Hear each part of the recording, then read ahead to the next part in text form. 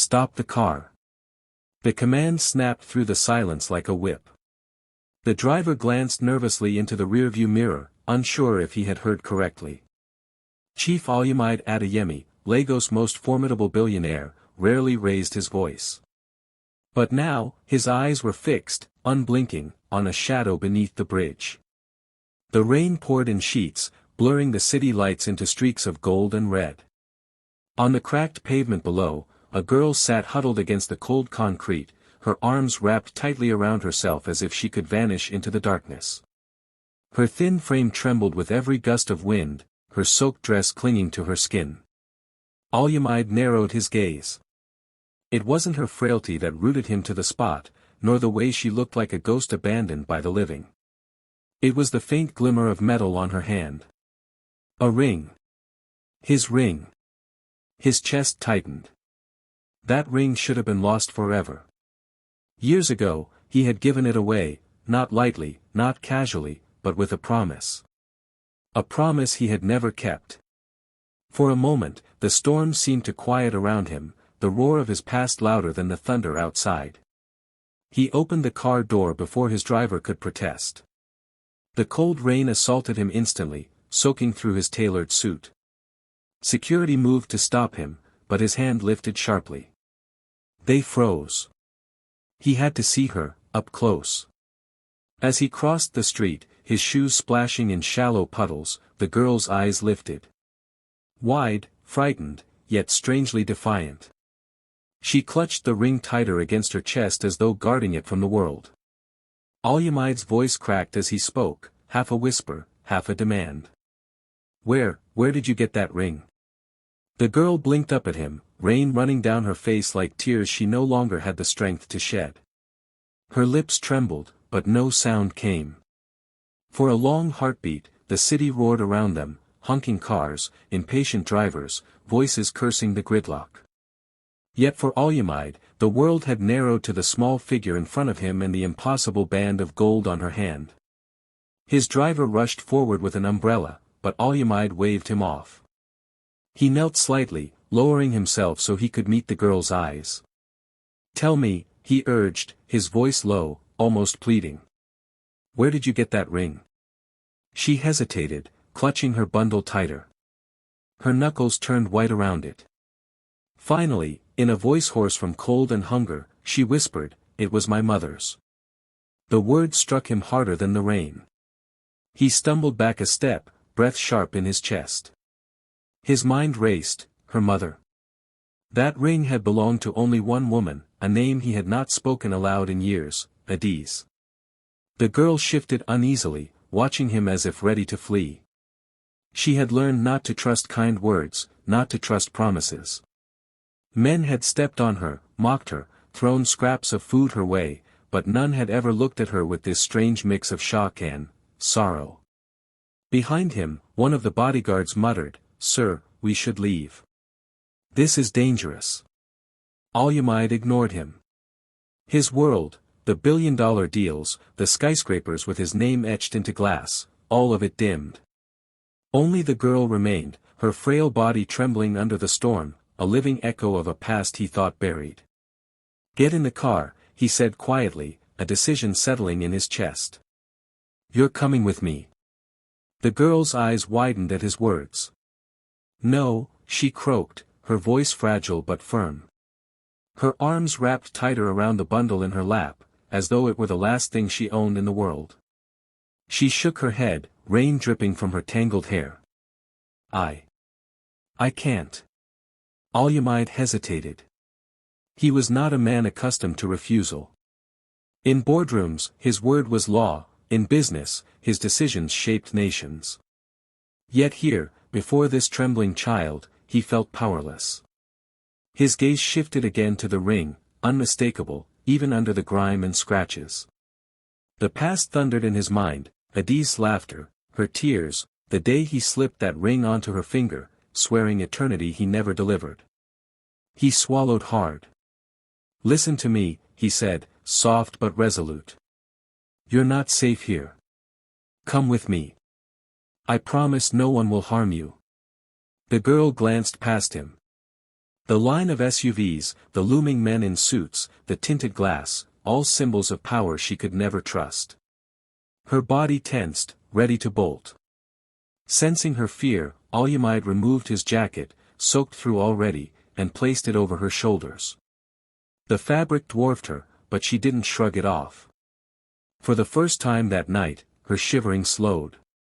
He extended his hand.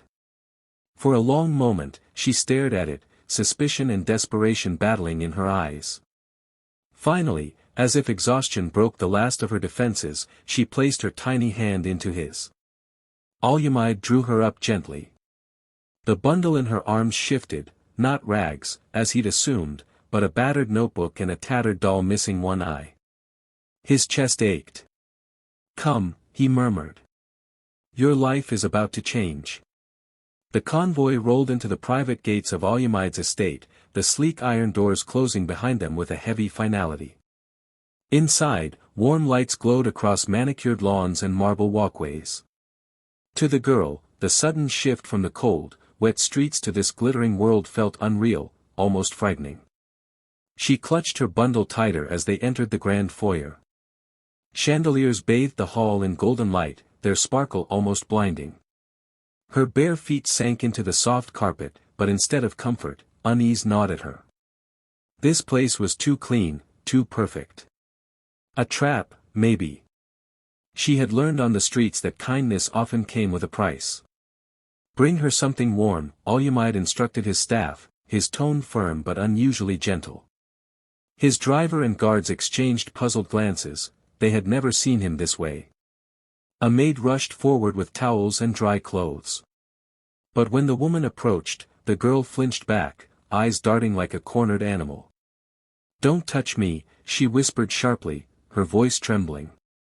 She retreated a step, clutching the doll and notebook as if they were shields. Alyamide raised a hand, stopping the maid. "Leave us." The staff hesitated, then slowly dispersed, leaving him alone with the girl in the vast hall. He studied her silently. Hunger had hollowed her cheeks, her eyes were wary but alive, too old for her age. She reminded him painfully of Adiz, of how fiercely she had guarded her pride even in the face of hardship. "You don't have to fear me," he said, lowering himself into a chair to appear less imposing. "Eat, rest, and then, tell me about your mother." The girl's lips parted, as if to speak, but then she hugged the doll tighter, her silence heavier than words. Hours passed before the girl spoke.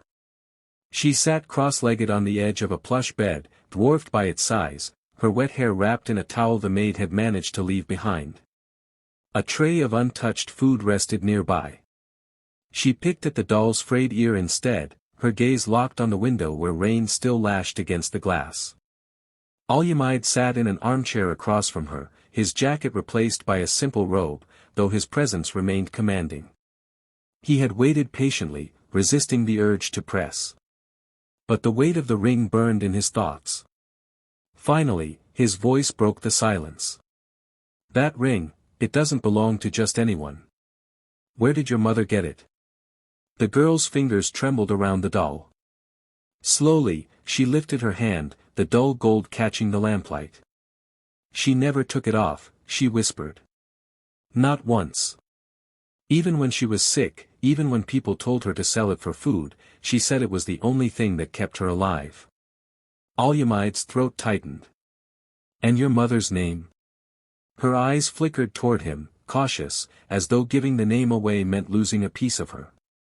"Adiz," she said finally, her voice almost breaking. She said it was a promise once broken." The word struck like a blow.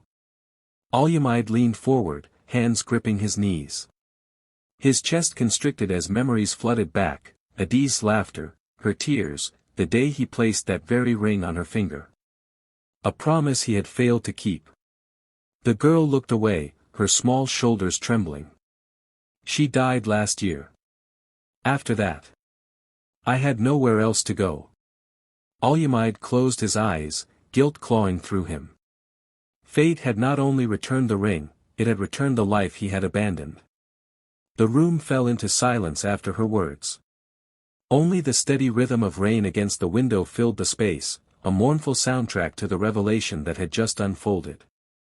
Alyamide sat frozen in his chair, staring at the girl, Adi's daughter. His chest rose and fell heavily, each breath thick with regret. He wanted to speak, to ask her 100 questions, but his tongue felt weighed down. For years, he had buried Adi's in the deepest corners of his memory, convincing himself that the past was too painful to revisit. And yet here was the proof that it had never truly died.